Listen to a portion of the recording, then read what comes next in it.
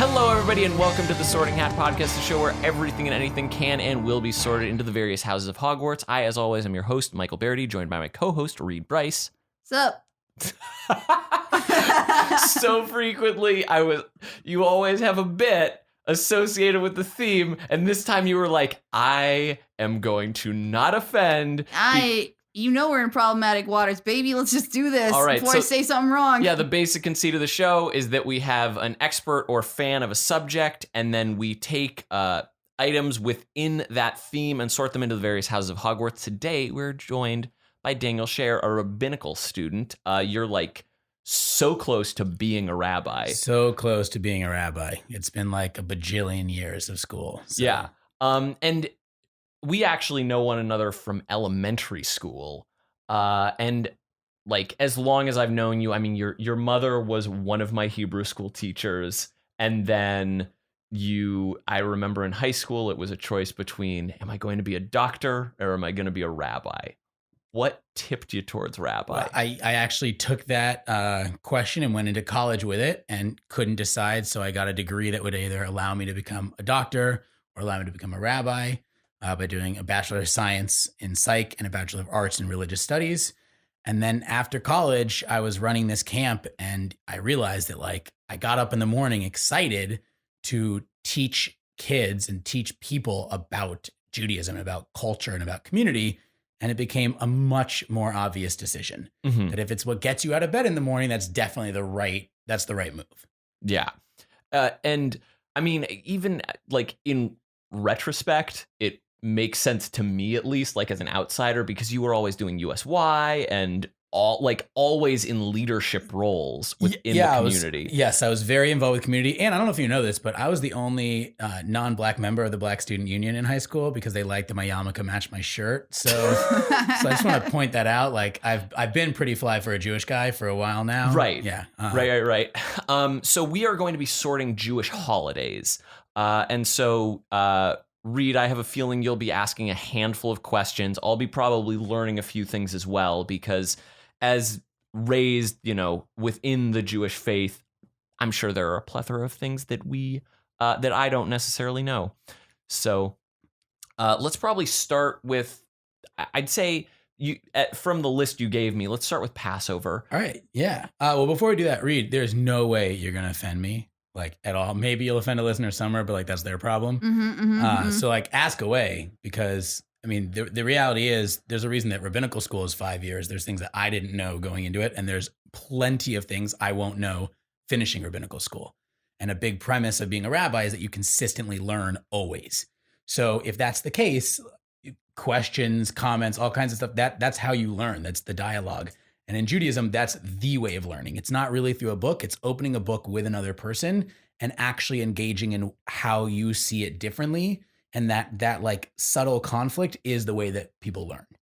So I'm all about it. I'm all about engaging in different questions and thoughts and like especially terrible jokes. I'm all about it. So like, Great. please. And when you say questions, perhaps it's most fitting because Passover has the 4 questions. Passover does the 4. That was good. That's a good segue back into what you want me to be doing. I'm good at that occasionally. Good. So Passover is this holiday that happens in the springtime, and it's most infamous for the fact that Jews don't eat bread during the 8 days, that they eat matzah.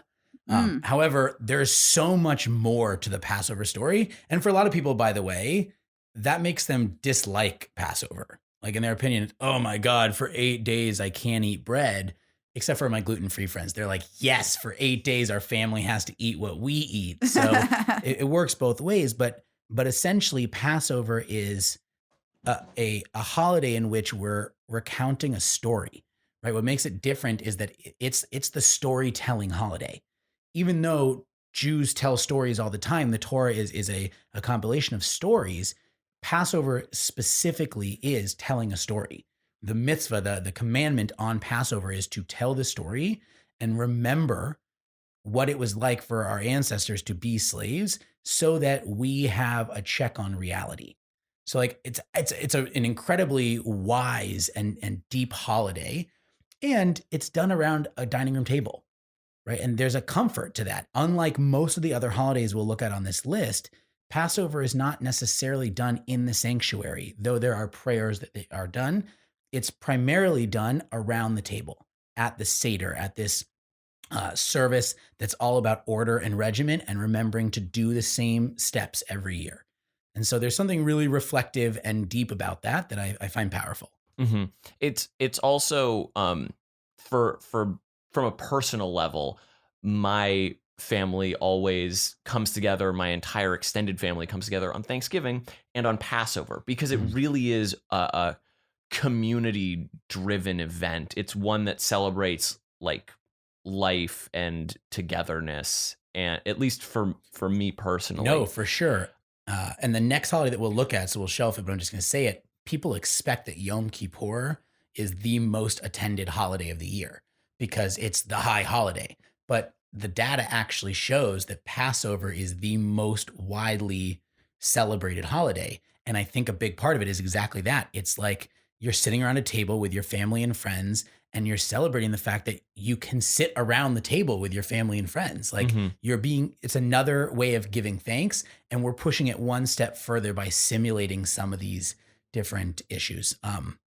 The Sephardic community, specifically the Persian community, actually adds a piece that I did not grow up with, which is where they hit each other with green onions or leeks while they sing this song called Dayenu, which is about slavery. Mm-hmm. So they're not like whipping each other, but they're hitting each other in such a way that actually simulates. And Dayenu means enough. It means like stop, enough, we're done. So the simulation just adds one more level, one more piece of some more depth to this idea of really reflecting and being appreciative of where we are today. So I think it's a fascinating holiday. It's my favorite holiday. That's why I like to start with it. I mean, it's not a lot of people's favorite holidays, but it just really has had a profound effect on my life. And my mom cooks for 8 straight days and she doesn't the rest of the year. Damn. So like we really care about Passover in our house. And so it's always been something really special. Yeah. I Passover and Thanksgiving, when somebody had asked me like, what's your favorite holidays? I was like, it's those two. And it took me a moment, but like when I landed on it, was like, oh, because it's food, it's family, it's just like general good times. And sure, Passover comes with like the minor caveat of you can't have bread for 8 days, but you get creative with it. Mm-hmm. And that's some of the fun, I'd argue. To that end, though, I mean, it's the retelling of the whole story of Moses, or like largely the story of Moses. It doesn't get us all the way up to the point of like, you can't enter the... No, that's the rest of the Torah. Right. So yeah, but it tells us the Exodus story. Mm-hmm. Do you have... like in my head, this kind of leans towards a Hufflepuff if we're getting into sorting, unless there is another element you feel that we should know. I will say that it's probably gonna be one of the few holidays that has overlap into Protestant Christian religion, because we also celebrate Passover, but it's definitely not necessarily like one of the big three. I don't think, like, you got like Christmas and Easter. But Passover, I think, is always like kind of just uses like, oh, this is like the climax of the Moses story when you're learning about it. Yes, and there's quite a bit of Christian culture that believes that Passover was what the last meal was. Mm. In all honesty, if we're really getting into the biblical scholarship side, very, very unlikely that the Seder was even fully formed at the time of Jesus. Right. But it happens at the same time, and there's so much overlap that I've met quite a number of people who celebrate the Passover Seder in direct result of this being what Jesus's last meal was. So there is that tie over, which growing up Jewish, you don't think about that, but right. It's quite impressive the stretch and the outreach that it's actually had. Yeah. I mean, if in the picture of the Last Supper, they all were leaning to the left, that would give us like a slight tip off. Yeah, for sure. One of the things during a Passover Seder is you're all supposed to be reclined. And there's like, when you drink the 4 cups of wine, there's a left lean that happens. There's a lot of, it's traditions. Very regimented as to what the Passover Seder is, which could also lead to the argument that this might be a Ravenclaw, because it does have a lot of very stringent structure to it. And it's what makes it difficult to start with this holiday because there's so much detail that we could probably go on for about 30 minutes with Passover specifically. Sure. But as you're seeing from the things that Michael is saying too, there's so many little details. And in Judaism, you're not slapped on the wrist when you forget a detail, but these details really construct what makes the holiday special. I mean, you're literally given at a Seder, a Haggadah, which is the playbook of everything that happens. Well, the word Seder means order. So you're literally given the menu, right? Like if you're talking in theater terms or in script, there's the menu, right? There's the line by line of what we're going to be doing. And that's what the Haggadah is. And you just go through it. And that's part of what makes it accessible to people too, is like, you don't have to know how, just turn the page. And so that's, I think there's a lot to it. I do think you're right that it's one of those two houses. Yeah. And we don't necessarily need to land in a specific spot. If you think based on everything that's said, it's leaning one way or the other, Reed, I defer to you as the outsider and chief sorter. I think it's like, to me, it's probably leaning towards a Ravenclaw just because of like what you said, like it was constructed to be accessible to as many people as possible, which means a lot of work was put into it, which means, and like, I even just in comparison to like religious holidays that I'm familiar with, like everything about Christianity is so loosey-goosey, like in modern day terms anyway, like even like the story of Christmas, people won't even remember all the details. Be like, oh yeah, I guess Mary and Joseph were homeless when they gave birth to Christ, huh? Oh, well, I'm still not going to care about homeless people, I guess. Like those sort of things. But like you saying, like there's like that much detail, like, and care paid towards it. I think sometimes we tend to think something can't be a Ravenclaw if it has any sort of sentimentality to it. And I think that's a dangerous bias to have. So I think based on that, I would definitely like put it into the Ravenclaw territory. Wonderful, wonderful. I'm going to jump us over to Rosh Hashanah. Yeah, well, actually, one side note with this idea of holidays losing their detail, I think that's one of the reasons why the Jewish calendar is literally packed with holidays. Yeah. Right. For every season and for every specific thing, there is a holiday. And part of that is that way we don't lose the details. And that's not to say that Jews today in America, many of them don't have those details. And part of my job is going to be bringing those back to animation, right? Like to having them be just as alive as the other things that people experience so that they want to have those holidays. Yeah, because like having holidays like is like a time-stamped reminder of your culture, and that allows you to say, oh, I can keep interacting with my culture and therefore my like greater community and stay connected to the community. That makes sense to me. Yeah. So Rosh Hashanah. Yes. Rosh Hashanah, I think we have to group with Yom Kippur. Okay.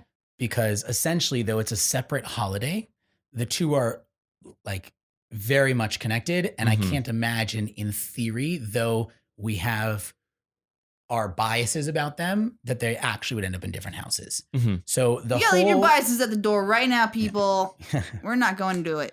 All right. So Rosh Hashanah is known as the Jewish New Year. It's a little interesting because we theoretically have 4 New Years in the Jewish faith. Passover was one of them. A holiday we'll talk about later, Shavuot, was one of them. One of them is a holiday specifically of the cattle, not as widely celebrated. And then there's Rosh Hashanah. And so we have 4, which are likely connected to times of collecting crops. So Rosh Hashanah is one of them, but because of the proximity to this other holiday, Yom Kippur, being 10 days apart, they're seen as the main New Year's. When you ask a Jew in the pew, meaning someone who sits during services or someone walking on the street, they would not be able to tell you most likely that there are other New Years besides Rosh Hashanah. So Rosh Hashanah is celebrated as the New Year, and it's a chance for us to begin cleaning the slate. People feel that Jews clean the slate once a year. For an Orthodox Jew or for someone who prays daily, there's actually an ability to repent daily for the things you do. Is that the morning prayer? It's during the Amidah and the morning prayers. There is a prayer inside of the prayer, as they call it, that it allows for repentance. But Rosh Hashanah and Yom Kippur are a chance for us to really evaluate the whole year. And so that's what makes them particularly powerful holidays. Some of the more widely known things are that people tend to wear white. Mhm. A lot of Jews will not wear leather during this time. Is there a reason for that? Yeah, there's a rabbinic teaching that you shouldn't be comfortable during this time of repentance, that you should be uncomfortable. And at the time they wrote it, the fanciest of fancy footwear was leather sandals. Mm. So the leather actually stems from don't wear the leather footwear. And the really wonderful caveat at the end of that is unless you're pregnant, right? If the rabbis recognize if you're pregnant and you say you need shoes on, we're not arguing with you, right? Like, go ahead, put your shoes on. So, and that's one of the wonderful things about Judaism as a whole, that there are always an ability to make adjustments when necessary. Yeah. But so, yeah, no leather, wearing white for the new year, for the fresh new idea.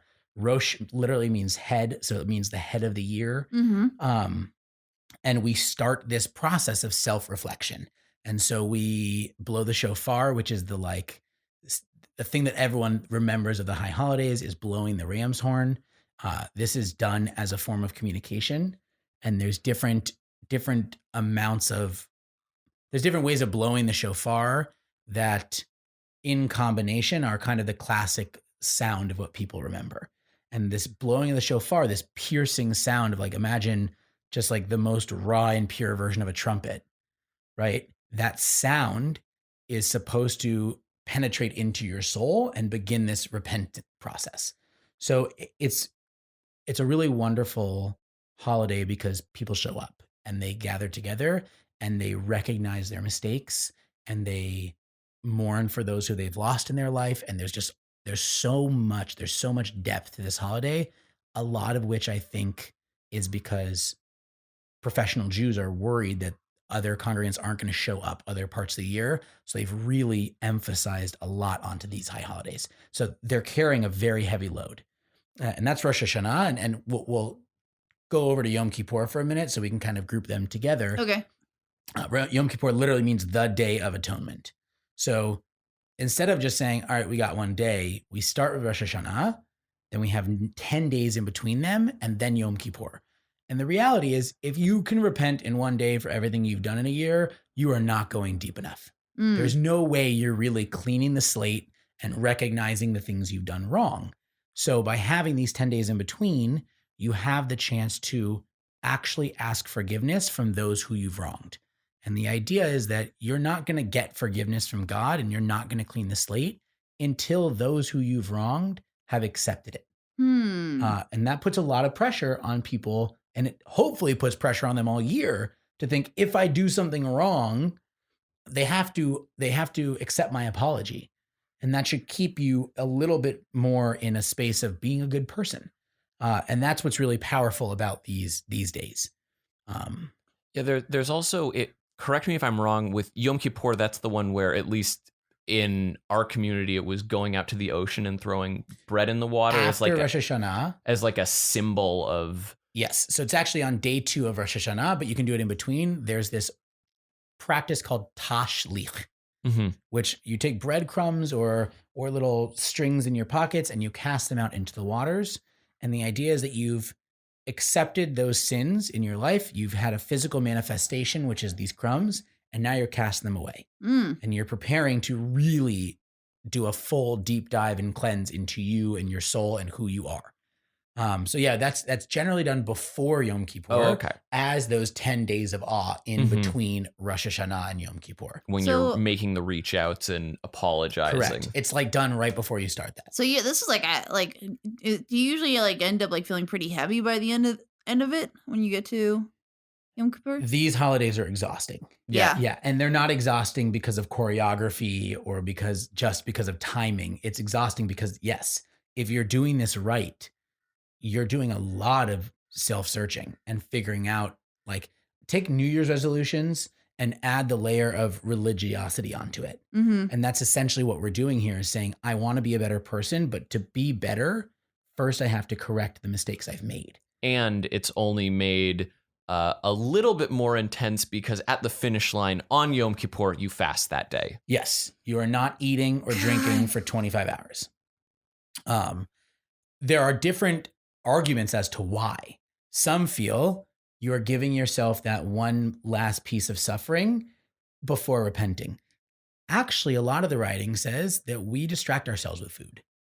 That if we think there's something to snack on outside, we're not focusing on what matters. Now, that's a hard argument because by about 4 p.m. on Yom Kippur, I'm really feeling it, but I'm not on the floor, right? If you are going to faint, you drink water. The main principle of Judaism is health comes first. So this is made for people who can handle fasting. There are people that I know that simply would not be able to get through the day without water. So they drink water. Yeah. It's that simple. Something about that is comforting to know that even like thousands of years ago, people were still eating their feelings so much they had to be incorporated into the holidays. 100%. Yeah. And it's that same idea as the sandals, right? Yeah. Don't wear your comfortable shoes. Abstain from sex on Yom Kippur. Like even as a couple, and Judaism really does focus on a healthy life, a healthy sexual life for couples.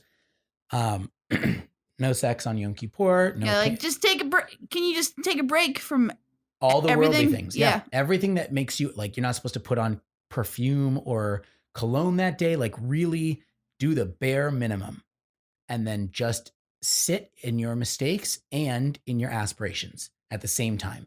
And by the way, that's the part that I think is most powerful is if you're atoning because you think you can be better, which means you're holding your discretion, and your aspirations in the same moment, which speaks to the power of the human soul and of the human mind, that we are able to do that we can take our biggest regrets and our biggest, our best dreams and hopes and hold them at the same moment. And so that's Yom Kippur and Rosh Hashanah in a nutshell. I recognize that a lot of this is terminology I'm throwing out. And that's why I kind of want to focus on the concept behind each of these holidays and not so much the like little details. Yeah, that's helpful. So that's where I see these two. I mean, Michael, is there anything that you remember from childhood or even from now that like of Yom Kippur that speaks differently? I think I've thrown out the little tidbits that I do recall. I mean, also for me, periodically, I would just have my birthday fall in between that period of time, which made things like a little tricky. My 18th birthday was on Yom Kippur in Jerusalem. Damn. There was nothing open. Like when that bake shop opened at like 10 o'clock at night, it was like, I need this cake for survival. It's no longer a celebratory cake. Yeah. Yeah. You had made it through the woods on multiple levels. I'm kind of feeling that this is a Gryffindor as far as because it is like an emotional grappling of sorts. Yeah. And like Gryffindors often like time and time again have like the imagery of like the phoenix and stuff, and I can see like a lot of like the parallels of like, you coming to peace with the things that you did wrong, the wrongs that were done to you, and then you like hope better for the new year. And you need to be able to face them, which is something that a Gryffindor is capable of doing, even if it means a little bit of like destruction along the way, which I think like then from there you're rebuilding. You gotta like literally go and like apologize to people for stuff you've done. But people have to accept your apology. Not right off the bat, but a Jewish principle is also like you don't hold a grudge for the sake of holding a grudge. Right. If you know that person is truly like has remorse, it's time to let it go. What if you're like, that guy doesn't actually have remorse though? What do you do? Well, then you have to carry the burden that you didn't allow it. But if you truly don't think they have, then okay. But the whole idea is you can't just turn and go, God, forgive me. Yeah. Like God's not in the business of forgiving individuals until individuals have forgiven each other. Yeah. And that's also very backwards from what I learned as a kid. Like I learned as a kid, like God's the only person you actually have to get forgiveness from. Doesn't matter all the people you got to actually live with. So that actually makes more sense to me. Well, and a big piece of that is that Jews don't anthropomorphize God. Yeah. Right. So like Jews don't see God as human. Oh yeah. We whereas see like human as a reflection of God. God's like a beard guy on a cloud to us, like a literal figure, and it's bonkers. So we're all feeling good on Gryffindor. Should we move on to Sukkot? I definitely thought these guys were Gryffindors. Yeah. Sukkot. All right, so Sukkot is a holiday that directly follows the exhaustion of Rosh Hashanah and Yom Kippur. And if you thought like, oh my God, this seemed exhausting, the day after Yom Kippur, you begin to construct a tent outside. What? Yeah. You're going to build a box of sorts. It can have no less than 2.5 walls. Actually, it can have no more than 2.5 walls. Like okay. No less. Yeah. You can't just be like 2 walls. It has to be at least 2.5. Yeah, you like, can go all the way don't to like half-ass this. 3.5, but like you need a doorway. Okay. And then the top has to be made of this term skach. Skach essentially is palm fronds. So you cut down palm fronds and you lay them across the roof so that you can still see the stars above you. And the idea is that this is extremely temporary housing. So people have made commentary that this is how the Jews traveled through the desert. More likely, this is how Jewish agriculture worked. You built temporary housing all the way down near your crop so that you didn't have to waste any time and could guard your crop. Right. Because others might be stealing it. So you literally build this temporary booth. A sukkah is a booth. You're building a tent made of palm fronds, right? To see there. Now, if there are no palm trees, for instance, in like the Midwest, they use corn husks. Right? All So right. you're able to use, I mean, there's people here who can't get to palm fronds. They use bamboo mats, but you have to do it in such a way that you can see the stars above you. So right after the exhausting experience of self-reflection, you get one night's sleep and then you build a tent and you are going to dwell in it for 7 days. What, for a full week? For a full week. Now, dwell in Hebrew is the same as the word sit. So there are plenty of people who put their dining room table out there and just eat all of their meals in the sukkah. There are other people who sleep in it and eat in it, and they do everything but go to the bathroom and bathe in it. Right? They still go into the house for that. There's no reason, but they literally spend all the time they can dwelling in this temporary booth. I like it because, and this is not something I read in a book, this is something that I've just kind of been reflecting on. After you go through Rosh Hashanah and Yom Kippur, you got a clean slate. You feel kind of confident. So you kind of got to get pulled back into reality that it's not all about you. You've just spent 12 days making it all about you. What better way to do that than tell someone to sleep outside and hear all the noises of the world around them? You're going to hear animals walking by. You're going to hear birds. You're going to hear sirens. You're going to hear wind. So you come out of this and thrust the person into like an existential. Yes, I see it as like a let's get you back to the real world. That it's not all about you. That's not necessarily true. That's the way I see it. I think it's a really good psychological. I like that take on piece it, to it. Yeah. It's also, there's a lot of fertility pieces to it. Not fertility necessarily of humans, but of crops again. Right. So this one I've always associated with harvest. Correct. So the lulav and etrog, we have these different species of plants that we're going to bundle together. So the different pieces represent different parts of the person. So the lulav is a closed frond from the date tree. And then you have hadas, which is myrtle, arava, which is willow, and etrog, which is a citron. So for instance, the date tree piece, the frond of a date tree bound together is like the human spine. And then if you've ever looked at hadas or myrtle, it's shaped like little eyes. So you've got the eyes, and then the arava is the fingers, which is why I think it's more about harvesting. These are things you need for proper harvest. You're going to be bending over a lot. You're going to be doing these things. So you bind them together and you shake them. And there's actually an order to the shaking. And it's shaking up, shaking down, shaking left, shaking right, shaking front, shaking back. And we do this because at this point, you're going to be harvesting, but also you're at a really pinnacle piece of needing rain. If you don't start getting rain, the next set of crops you're putting down are not going to come through. So a lot of people, when they call it a fertility ritual, it's likely land fertility. It's about rain, right? Are we going to get enough rain to bring our crop in? So that's Sukkot. That's the like classic understanding. I really do find a lot of value in this understanding of kind of putting myself back into the real world. Yeah. And I think it does a good job of that. And I think one night wouldn't be enough. Right? One night's like a camping trip. 7 nights is like, okay, I get it. The world around me and the importance of rain and crops and sustenance and being able to worry. Do you do this every year? No. No, I mean, I should. It's like the best holiday too. Like I say that about Passover too, but what I mean by this, like for kids to build a booth outside and like be able to like eat dinner in it and I enjoy. remember loving it at the synagogue. Like it was a big deal at our synagogue. Yeah. And I mean, living out in Los Angeles in an apartment makes it a little bit difficult to build a things like sukkah. Michael would have to like do it on his rooftop. Yeah, but there's a synagogue 2 blocks away. So Michael could definitely go over to the synagogue 2 blocks away. And you know the rabbi there. I know the rabbi there, so I'll even call and tell you're coming. All right, next year. Next Sukkot, you're going to be there and you're going to do some waving in the sukkah. I'd happily do that. I've actually really fallen off. We were recording an episode on Yom Kippur, like a real bad Jew.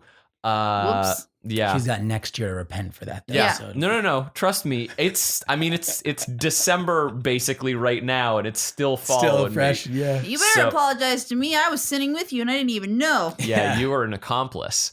I better get an apology. That's all I'm saying. You will. I haven't gotten a single apology from him on any of the years that we've known each other. Sukkot, I feel, is a pretty obvious Hufflepuff. Yeah. Okay. Why? Hufflepuff. The nature component. Hufflepuff is a very strong nature component. Yeah, I feel like out of any of the houses, they're the ones that are like most concerned with agriculture. If they were going to be. And they're just a hardier spirit in general. Nice. Yeah. Well, I really do think there's a lot to offer in Sukkot. And it is really getting in touch with the world around you. And so that's very cool. And I mean, just the idea of like it, taking all of the religious context out of it. If you're like, hey man, you want to go in my backyard and craft a doll out of plants? That's some Hufflepuff stuff right there. I'll take it. Hanukkah. So let's start with what people know about Hanukkah. Sure. There's an Adam Sandler film and some songs. Yep, by Adam Sandler and come on, give me something else. Y'all like candles. Nice. All right. See, yeah. That's 3. We'll take it. Yeah. Yeah. So Hanukkah is very much celebration. Yeah. And there's this story about not having enough oil to light the menorah in the temple. And this was really important because the temple functions when the menorah is lit. And so the oil lasted for 8 days. And that's the miracle that we're celebrating. And then I hope there's no children listening to this podcast, but that is a total lie. It's not, that's the story we teach because this is a victory of war. Whoa. And that's a harder thing to kind of talk about. And the 8 days component actually has nothing to do with it. So I had no idea. All right, everybody buckle up. What's the real story? Hanukkah is this celebration of the Hasmoneans taking back the temple. It's problematic because there's a lot of people who feel like the Hasmoneans were going after what we call assimilated Jews. It wasn't necessarily like they were, in some ways, they were going after those who they thought were letting go of religion. Yeah, if I recall from the little bit of reading that I was doing a while back, this has kind of a civil war component, yes, like among the which Jewish is difficult people. for liberal Jews today because what we're talking about is extreme traditions going after those who are allowing their lives to be kind of acculturated in multiple directions. That's not the part I look at, but that is for some people a difficult aspect. I find Hanukkah wonderful because of the lights. I mean, it literally is the festival of lights. It's gorgeous to watch. When you walk around the old city in Jerusalem, everyone keeps their menorah, their Hanukkah in a glass box outside. So you literally just see thousands of these candelabras of sorts. Yeah. With candles. And each night it becomes more exciting as they build up the candles. The 8 days component is because if you're in war, you don't have time to do some of your other holidays. And the holiday we just discussed, Sukkot, is 8 days long. So the first year that they finished this battle, that the temple was won, they hadn't done Sukkot yet. So they did Sukkot 3 months late. And after that first year, celebrating this holiday 3 months later, now people wanted to commit, to remember the victory, but they had just done an 8-day holiday. So they retrospectively add a reason for this 8-day holiday, making Hanukkah 8 days long. But Hanukkah's 8 days long because we celebrated Sukkot late one year. So Hanukkah is just a Sukkot deferred.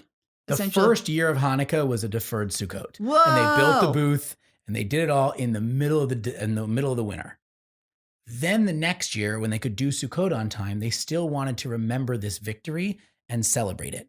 So they kept the 8-day component and they took this idea of the menorah and the oil and they created this reasoning behind it. So in some ways, this is just it's a manufactured holiday with little to no like Torah basis. There is no Torah basis. It's the most modern day. No. It's the second most modern day, and we'll get to the most modern day next. Okay. So so the thing about the oil running out actually never happened. It was just done. It's like, is it more like It's Santa metaphorical? Claus. It's a story told by the rabbis of 2,000 years ago to make sense of something.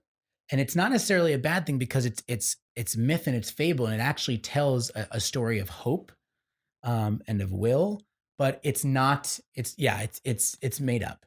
Yeah, wow. the whole tale of Judah the Maccabee that you might have seen on an episode of Rugrats is very farcical. Well, Judah the Maccabee was a Hasmonean, right? But he was just a brutal, soldier, right. Mm. He becomes sort of this mythical image. Yes, and we haven't even talked about the big elephant in the room, which is that I haven't even mentioned presents yet. Right. Hanukkah is not the holiday for giving gifts traditionally in Judaism. Mm-hmm. We can thank Christian culture for Jews getting 8 nights of gifts because our gift giving holiday, we're going to talk about in a few minutes as our most recent holiday. Which I realized as soon as you were like, no. Right. And I was like, right. But we didn't want Jewish children feeling left out of the most joyful part of the year. Yeah. Like so how commercial Christian holidays Hanukkah are. got commercialized and brought in all these extra components. And it kind of makes sense, right? Candles and singing. And it's really wonderful. Yeah. But it's an American application to the holiday. No, and especially like post World War II, where everything kind of exploded in the way that things were being mass produced, and it was a lot easier to like give your children gifts. I imagine it suddenly became very awkward to be the only kid in school when everyone's talking about like, yeah, Santa Claus is coming. Sounds great for you guys. Right. So you're saying that it actually was like everyone was like, well, we're just gonna give you guys something so you don't like feel terrible. No, we went way further than that. Yeah? We turned Hanukkah into this huge festival of giving and of singing and joyfulness. And it's like most kids, it's their favorite holiday because they're getting gifts and lighting candles and singing songs and eating oily foods because of this fable about the oil not running out. So they eat donuts and potato pancakes and everything is cooked in oil. I mean, I have a deep fryer and we do it outside because otherwise my house smells for like 2 weeks after celebrating this holiday. You ever deep fry a turkey? Depending on how big your deep fryer is, it's the best thing I've ever put inside. Well, so I've had a deep fried turkey before, but my deep fryer has things that have dairy that go into it and I keep kosher. So my deep fryer is very much a dairy deep fryer. Respect. Yeah, but so Hanukkah has all these like fun aspects to it. And it's one of the reasons why you'll see a lot of Jewish kids are more sensitive to saying happy holidays because there's like 25 different faiths that celebrate holidays between November 15th and January 15th. Yeah. I mean, Christmas, for instance, now we're out of my element for a minute, but I'll go there. The Church of Nativity in Bethlehem has 3 shared components to it. You have the Catholic side, you have the Greek Orthodox and the Armenian Orthodox piece. Right. They celebrate Christmas on different days because they can't all let their people into the Church of Nativity at the same time. Yeah. So they have 3 different days. You have December 6th, December 26th, and January 6th, I think. Yeah. Those are 3 different days of Christmas because they're sharing space. Well, that is more logical than saying it's just one date. So in America, we've grabbed onto just one date, but like in reality, it makes more sense that we're finding ways for everyone to have the holiday in this time. And I love Christmas lights. Oh, yeah. I call them Hanukkah lights because it's just more lights for the Festival of Lights. But and it's just a really lovely, joyful time of year. But it's an example of how we can all celebrate in our own spaces while being a larger community. Yeah. I mean, Jerusalem is like a perfect example of like coexisting so happily with its different quarters. Except for that Judaism is the dominant faith there, which is interesting to see. But yes, with the different quarters and the way it's set up, Jerusalem is a perfect example of that, how multiple cultures can live in the same place. It's everyone outside of Jerusalem that wants a piece of it that's caused conflict over the last thousands of years. Right. I'm very split on how Hanukkah is going to be sorted, because from both a historical and modern perspective, there are crafty elements that might make it a Slytherin. Yeah. Yeah. I was thinking that too. But you can't call Hanukkah a Slytherin. You're just afraid to. You certainly can call Hanukkah a Slytherin. Because we definitely don't have. We try not to say like if it's a Slytherin, it's a bad person or a bad concept. No, but you still have that little. But you want to give Hanukkah also the side of like bringing joy and right. So there's like, I mean, the component of it that feels Hufflepuff because it's all about like community. It's bringing together. It's the licking of the wounds, and also like it being a carryover of Sukkot. Like there's that element to it. Yeah, and but all the holidays are about community, so don't get too tied into that. Exactly. That was what I was thinking. And then Gryffindor, just based on like the war component of like it Gryffindor is combative in nature. The fact, however, that it has been so warped, I just have to go with it's a Slytherin. Yeah, at least in my book. I'm feeling like the deceptive piece of even if you go off the fact that it's like one of the few holidays, like like Christmas, where they're like, just eat whatever you want, don't worry about it. It's cold out, gain a little weight. Yeah, for sure. This for sure. Like donuts and fried potato pancakes. Yeah. Oh man. All right, so now let us get to the most recent new Jewish holiday, which is Purim, correct? Which is Purim, yeah. Mm-hmm. So Purim is this. First of all, have you heard of Purim before, Reed? That is what? So Purim is a holiday celebrated before Passover, and it's a holiday celebrating the saving of the Jews by a queen so this king, Ahasuerus, listens to his advisor Haman, who wants to blame the Jews for everything and says, let's get rid of them. Let's, as they did back then. As they did 60 years ago. Yeah. As they do. Some would say on right-wing media now. There's lots of different times that we blame the Jews. Purim was this idea that this king, who was kind of a doofus and listening to everyone around him, was listening to his advisor and was going to, not be very nice to the Jews. And he had many wives. And so this guy Mordecai tells his niece, hey, I think you should go to the palace and you should become one of the wives. And it's this story of, there's problematic pieces to it, but of a heroine who goes and shows the king what's wrong with this and essentially saves the Jewish people. This is Esther, right? This is Esther. Yeah, Esther rules. We have Esther. I grew up learning about Esther. It was like the only woman in the Bible who wasn't evil or useless in most parts. So I love Esther. I love the story of Esther. So Purim is like a holiday around this story. We read Purim from a scroll called the Scroll of Esther. Now, side note, there's a whole bunch of awesome female characters in the Bible. Men just have done a terrible job over the last 2,000 years of allowing their characters to be brought to good light. Yeah. One of my teachers, who I learned from now, wrote the women's commentary to the Bible, and I'm in a class called Women of the Bible. And man, have we done a disservice to these characters. There's some really awesome characters. Yeah. But Esther is one of these amazing characters who actually comes from the Scroll of Esther. And the way we celebrate it is there's masquerades in the time in Shushan, which is this walled city. And so we celebrate by all getting dressed up and reading this book out loud. And anytime we hear Haman's name, we boo and we use these groggers, these noisemakers, and we scream. And when we hear Mordecai or Esther's name, there's a lot of people who will cheer. So it's this really lively event. It is a raucous time. Yeah. I mean, and there's people who say by tradition that you're supposed to drink until you can't tell the difference between the characters in the story. Like it's a good time. And this is the holiday where we are commanded to give gifts to others. So originally, this was our gift holiday. Oh. Hanukkah has become a gift holiday, but for a lot of people, like people still send Purim baskets out and give gifts. It's called Mishlach Manot. It's an idea of giving gifts to those. It's not even like to those less fortunate. You do that as well. But it's like giving a gift to your neighbor and your neighbor giving a gift to you so that everyone feels this celebratory piece of it.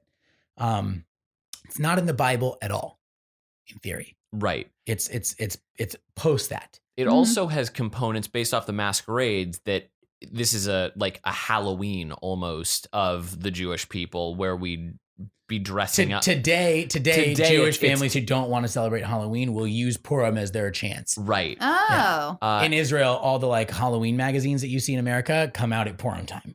Oh, so like people will dress. So you would dress up like you could dress up like as a pirate, or Yes, wow, like anything. No, like anything. Yeah. And you get all raucous because the way you describe it, like you guys like cheering and booing, it sounds like going to like the Rocky Horror Picture Show, but with like actually in a context. lot of ways, yes. That rules. It's very interactive, and we dance around with the scrolls, and we make all this noise, and we drink, and we celebrate, and we eat triangular cookies that are supposed to remind us of Haman's hat. Why? Because if you don't associate a food, it's not a Jewish holiday. Yeah. So like, here we go. Here's your cookies. And also like, just like people are like iconography with hats is like, I don't think we think about it that often. So often, so many things we associate with people, like especially what they wear as their hat. Abraham Lincoln's hat, Merlin's hat, Santa's hat, Haman's hat. Those are the hats. Sorting hat. Those are the yeah. There we go. Yeah. It's like the name of the podcast. Name of the podcast. We did it, guys. Where do we feel that this thing sorts out to? Oh man, this is either a Hufflepuff or a Gryffindor. I think it's so much fun. And it sounds like the more wonderfully messy of the sort of holidays. Yeah, I'll say it craves attention though. Like, let's call it what it is. Purim is about the attention. You are supposed to make it a big deal. Yeah. And in that sense, I'm feeling a little bit more of the Gryffindor side, where like it really wants to be in the spotlight. Yeah. Yeah, I think that's a fair assessment. Because like Hufflepuff, if it were like, oh, this is like one of those holidays that we sort of pulled out of the Torah, but this is like, no. It's got its own scroll. It's a modern, fun, wild time. And like even the Bible story that it's connected to is really good for the self-esteem, because it's like the Too Long Didn't Read version of it is Esther's like, I rule, right? And he's like, hell yeah, you rule. And then Esther's like, I'm Jewish though. And he goes, oh, I guess Jewish people are cool. And like, that's really good for your self-esteem. Yeah. Like, just based on my personality and who I am as a person, like I'm humanizing an entire group of people for you, so you're less bigoted. Yeah. And that's really cool. And it kind of like makes you think like, oh man, I could do that to like probably a lesser extent, but I could do that too for the rest of the community. We should totally Too Long Don't Read all holidays, because they all sound much nicer that way. What do we got on Shavuot? Yeah, good. I'm glad we went to Shavuot as the next one. So Shavuot is this, it's the intellectuals holiday, and it's often misunderstood. So Shavuot is us celebrating receiving the 10 Commandments. And what better way to celebrate than to do a few awesome things? We eat dairy. Why? I'm not entirely sure with all the Jews that have dairy issues, but like we eat a lot of dairy. Yeah. Cheesecake, cakes, and coffee, and it's supposed to be it's another one of the New Year's, so that there's that component of dairy and youthfulness and feeding. But there's also the side of, I consider it the birthday of the Jewish people, because we're not Jews without the 10 Commandments. Right? So receiving the 10 Commandments is like a birthday, and what do? We eat cake. But the cool thing is, how do you celebrate receiving a book that is going to continue to teach you for the rest of forever? Jews will stay up all night long studying on this holiday. In fact, some really awesome temples bring in all kinds of different teachers and ideas, and you stay up all night long learning, like starting at 8 p.m. and you go until like 5 or 6 in the morning, learning all night, and you just drink coffee and eat cake, and like you celebrate that we have the minds to learn. Right? And that we can continuously celebrate the Torah by never stopping learning. It's something I said at the beginning. Yeah. Jews are always learning. So this holiday is the stay up all night. It's a cram session. Yeah, but it's like a cram session with no pressure. Right. So this is there's no test. This is like the Super Bowl for people in rabbinical studies, huh? Like, yeah. Like this is like your chance to be like, all right, let's see what we got here. And you know what? For communities that have really embraced it, it's really cool to see like doctors and lawyers and teachers and landscape architects and all kinds of different. I don't know why them. I just remember a guy last year was a landscape architect. But you gotta people remember who come those from all over, out of the woodworks to like take a night and just learn really interesting and wonderful things. And so, I mean, I call it like the Jewish nerd holiday, which is why it's a Ravenclaw. Yeah, but at the same time, I was really worried about like how we're gonna figure that one out. Yeah, but at the same time, like for my wife, it's all about cheesecake. Like she's like, everything we eat tonight's gonna have dairy. She's like, we are doing that holiday. We are not skipping this one. Yeah. So yeah, it's a really wonderful holiday. It's a Ravenclaw though. All right, let's close out with Simchat Torah. Well, so I was thinking, do you want to talk Simchat Torah or you want to take a minute with Shabbat? Oh, we can take a minute with Shabbat. Which one do you want to do? I know I pressured you to make a faster podcast, and now I think I've been blabbing for like 7 hours. Its own holiday, or is it just is it your guys' Sabbath? The Sabbath, Shabbat, is a holiday. Oh, so every single week, and it is considered the holiest holiday. Now, some will call Yom Kippur the Shabbat of Shabbats, but like, you are not supposed to skip Shabbat. If these holidays fall on Shabbat, there are times that you don't do everything for these holidays. Yeah, in Passover and the Haggadah, it says like, if it's Shabbat, this is the new verse. Right. You swap this in. That's what makes it so powerful. Shabbat is brilliant, right? It's weekly Thanksgiving. You know how relaxed everyone feels if their family doesn't fight on Thanksgiving the next morning? Yeah. Kind of full, kind of content. Like, you're supposed to get that every single week. You're supposed to get a chance to unplug, sit around the table, be with your family, and like relax. Yeah, that's why you don't work, right? Right. So like, I mean, as a rabbi, it's a little difficult. My biggest day of work is Shabbat. Yeah. But in order so that others can rest. Shabbat trumps all these technical holidays that are put into place in the calendar, because if we don't remember that you can't go, then we're going to fail. Right. So the Jews, that Shabbat is so powerful because it's a weekly stop point. And that's a really important thing to remember if you're going to get through all these holidays and you're going to get through life as it comes. And like, I think that Shabbat is incredibly important. I find it to be incredibly relaxing and rejuvenating. And, there are certain restrictions that come with it for those who really observe Shabbat. They're not going to go out. They're not going to spend money. They're not going to do the things that they do on a regular basis. My family has made the decision that we only do things that are relaxing as a family. But like, I almost am not sure if it's going to go into a house or be like the greater Hogwarts idea, right? Like if you don't have this respect for like the basic system, then the rest of this doesn't fall into play. Right. And so Shabbat is crucially important if you want to find a way to know how to observe and respect these other holidays and like stay mentally stable. Right. So I think it's an important holiday to bring up. I'm not sure it's going to do justice to the sorting hat system because I'm not sure it fits into one. But I do think it's really important as a framework of the different holidays. I mean, I loosely, just off of like practicing Shabbat, I find it either a Hufflepuff or a Ravenclaw, just as far as it's fundamentals. But I see what you say in that it is sort of like it's a foundational piece that and I can play the same game. It's a Gryffindor in that like everything revolves around Shabbat. You light those candles, you sing those prayers as loud as you can, and everyone knows.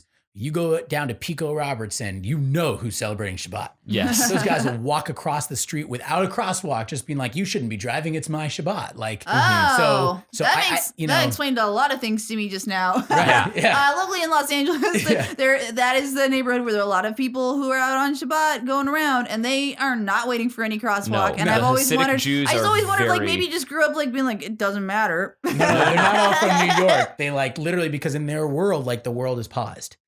Right. Oh, that's great. Yeah. And on that same note, like you can find aspects of all four houses with Shabbat, because Shabbat is an integral part of your day, of your week.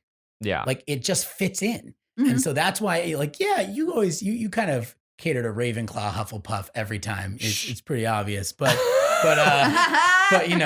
because you think that those are standards that kind of help, the daily trajectory of things. Like those are the houses that kind of fit more into the scenery. Yeah. But I think Shabbat is all of it.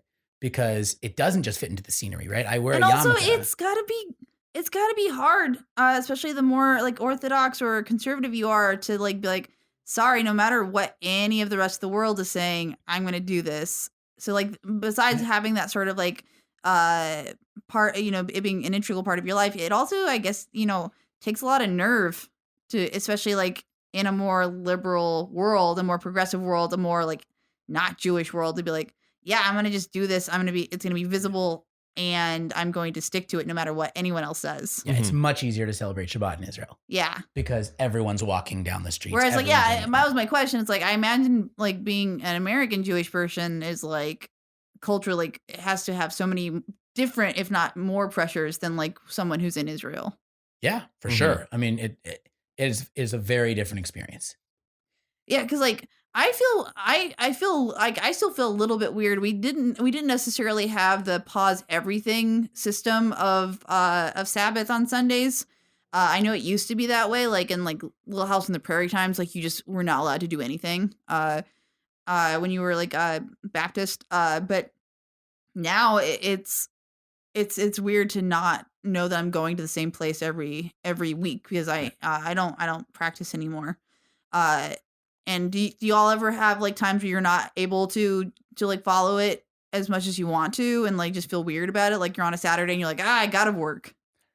Yeah, there's been moments where I've been really uncomfortable with it. And it's something where, the beauty of a perpetual calendar is like, okay, I'm going to find a way to not be in that same position again. So rather than feel remorse, there's almost the ability to start planning for the future. Yeah. Right? Like I didn't like this thing I had to do on Saturday. I'm going to make sure I don't have to do it again. Right? I don't like going out to dinner on Friday nights, and sometimes it happens. Well, so I have to find a system in which I can make that not happen so that I can embrace this idea more. Yeah, I think Shabbat is an incredibly complex conversation if you're just sorting holidays, and I hope I didn't break your system because it doesn't fit. No, but it's fine. Why not break it? This is a goof off podcast. I think we should be breaking conventions as often as possible. Hell yes. All right. So are we in agreement? What do you want to do? What do you want to do with Shabbat, Michael? I mean, we don't have to land anywhere. That's the joy of this. So great. So then let's bring it home with Simchat Torah. Okay, great. Simchat Torah, actually, we're jumping all around the calendar, happens on the last day of Sukkot. But I saved it for last because it's very different. After you've gone through your high holidays and the reflective nature and then being outside, Simchat Torah is celebrating that we've finished reading the Torah and then rolling back and starting it again. And so it's literally a holiday celebrating that we accomplished kind of, but we're starting over now. Yeah. And there's something really beautiful to that. And there's all kinds of dancing and singing, and like people literally party with the Torah. Like if you go to a synagogue where people really celebrate this, they have all the Torahs out and they're literally dancing all around the room, and everyone's dancing, and they may even have some drinks in their hands, and they're playing all kinds of music. It's not just like, you're not just playing Fiddler on the Roof. You got like some other things going on too. Right. And like, it's a celebration that like this book doesn't end. Yeah. Roll it back to the beginning. We're going to learn again. And it's this idea that it's not the accomplishing of a task. It's the process that you're getting to that matters. And so Simchat Torah is really, really good self-reflection. That's why probably it comes at that same block of holidays, but it's far less intense, in my opinion, than some of those other holidays are. And it's not celebrated enough. Like, because it comes after Rosh Hashanah, Yom Kippur, Sukkot, like people forget it. Do you feel like people get burned out? Oh yeah. Yeah. And like, I so wish they didn't, because like, you're just dancing with the Torah. Like you're dancing, having a great time. And like, that's the part of Judaism that should be promoted, is like how much joy can come out of celebrating culture, right? You're not knocking anyone else's culture to do this. You're just celebrating that, like, yeah, I'm going to learn again, right? I'm going to keep learning something new. The same words teach different things every single year. It's a holiday that celebrates the power of Torah. And that's the basis of all of Judaism. And I think that's something I really respect about Judaism, like from little I know, is like it seems to be more process based instead of like end goal based in terms of like day-to-day life stuff. Like with like Christianity, everything's like, you want to go to heaven or not? Whereas like you saying like rolling back, like, no, we'll start over. It's like, it's really just like like teaching you more about like the cyclical like nature of things and be like, isn't that something to celebrate? Well, and it's also interesting because when this happens, then it means like, oh, we're going back to the same Haftorahs, the same passages and everything. But with it being a new year, we're going to be getting different things from it because the situation of the world is always changing. What the rabbi taught last year may still certainly have application this year when they reflect on a Torah portion, or it might have based on the climate, it might have a vastly different impact in the stories and parallels and for sure. Yeah. And so that's I've always found like it very interesting just going into synagogue and being familiar with a passage and then hearing just that wildly different take on it and being like, oh yeah, that is an interesting factor that like I haven't taken into consideration. Because like leading up to our respective bar mitzvahs, like you sit through a lot of shul. Yeah. And so you sit through a lot of bar mitzvahs. So you wind up getting those same passages. Yeah. And so seeing that sort of thing. So with Simchat Torah and like saying like, we're doing it again. We're celebrating that like we're going to be it's like on a rewatch of any movie that you love, you suddenly are like, I never realized that. Yeah, that was you get there. more details out of it. Yeah. And you know, this idea that you said about the process, one of the major rabbinic teachings is that you are not required to complete the work, but you are obligated to be a part of it. Yeah. You have to, so you don't have to cure homelessness. You have to put one foot forward and be a part of the process of curing it. Same with anything you can think of that is charitable work. You're required to actively engage in it. No one's asking you to take the world on your shoulders. Mm-hmm. You don't have to be the cure, but you have to be a part of the process of curing it. And I think that's a really powerful piece of Judaism that comes from and comes from the everlasting truths of Torah. So where would you place this one, fellas? I mean, because it's like a rollback of like, we're going to read it again. I do lean Ravenclaw. Yeah. Obviously. You heard the word read and thought, oh, yeah, academic. Go to Ravenclaw. I actually think it's like, I think kind of Hufflepuffied, like in the most like wonderful, like awesome way. It's like, dude, I love the Torah so much, I'm gonna dance with it. Yeah, it's so dorky. I love it. Where are you feeling? I'm going to go with read on this. I definitely think it's a Hufflepuff holiday. That's fine. I definitely think you have a super Ravenclaw bias. Yeah. I acknowledge it frequently. It comes out. That said, we didn't even say at the start of this, but you're also a Ravenclaw, although I believe you're a Gryffindor, like when you were sorted. But well, listen. The internet these days, net neutrality. Who knows what's happening? You're saying that someone's not a Ravenclaw who the point of their entire work is to learn. I know, but even when he first came in, he was like, "I'm pretty sure I'm a Gryffindor." Yeah. With all that said, though, I would like to thank you, Daniel, for coming in to help us sort these holidays. Yeah, this was a blast. Thanks, guys. Where can we find more of you? Normally, we have like plugs for Twitter and stuff like that. Do you have a Twitter or any of that? I do not use my Twitter as much as I should. Do you have like an Instagram or any social media that you're like, yeah? Well, Jews, we're so used to like 3,000 euro books that like we're pretty bad at. But you can definitely find my Twitter. I think it's Daniel Sher 88. Mm-hmm. It's not super Jewy, but like it's got a bunch of cute pictures of my baby. So like that's a pretty positive thing too. I'm always up for that. You can find more from me at Belated Media on Twitter. You can find more from Reed at That Dang Dingus on Twitter. We would certainly appreciate a review from you on iTunes, or just tell your friends how much you enjoy the podcast. And we will join you back on another episode of The Sorting Hat. Is this going to be landing in and around Hanukkah or anything like that? No, probably not. Right. Well, wherever you are in the calendar, there will be a holiday wherever you are. Yeah, so. It's probably a holiday happening, and happy whatever that is. Happy whatever that is. Bye, guys. Bye. Bye.